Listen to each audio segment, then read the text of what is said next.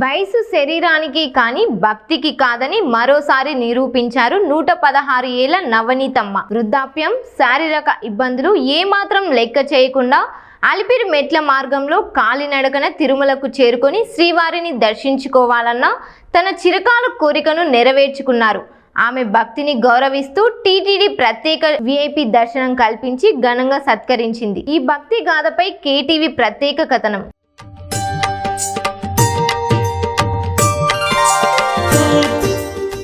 తమిళనాడుకు చెందిన 116 ఏళ్ల నవనీతమ్మ ప్రస్తుతం తిరుపతిలోని జీవకోన ప్రాంతంలో బంధువుల వద్ద నివసిస్తున్నారు.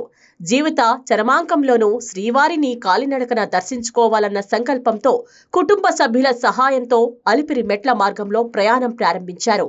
ప్రతి అడుగులో అలసట కనిపించినా ప్రతి మెట్టులో ఆమె భక్తి మరింత బలంగా కనిపించింది. కొండెక్కుతున్న ఆమె దృశ్యాలను భక్తులు చిత్రీకరించి సోషల్ మీడియాలో పంచుకోవడంతో అవి వైరల్గా మారాయి.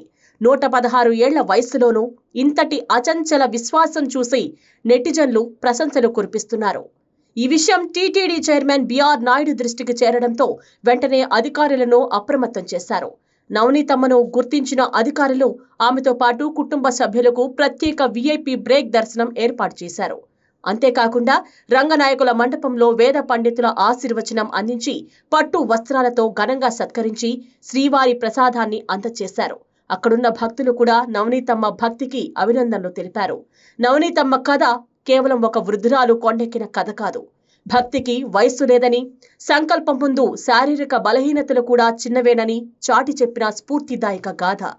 వయస్సు శరీరాన్ని బలహీనపరచవచ్చు, కానీ భక్తిని మాత్రం కాదు అని నవనీతమ్మ మరోసారి ప్రపంచానికి చాటి చెప్పారు.